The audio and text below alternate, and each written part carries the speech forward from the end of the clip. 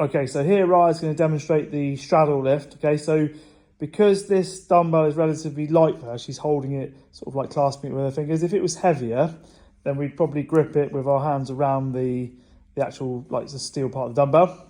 All right, so we'd be in there and we're going to sink down. Yeah, we just let that bottom part of the dumbbell sink towards the ground.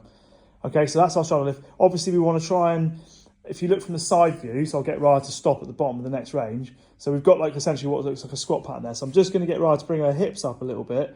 Keep going right, keep going there. So now we've got a nice flat back. And then from there, I'm going to get, so that was quite a squat dominant movement she did then. Now this is going to be a little bit like halfway between the deadlift. So we drop the hips a touch now. And that'll be perfect there. Then we go from there and we're going to come up and into that. So we drop down again.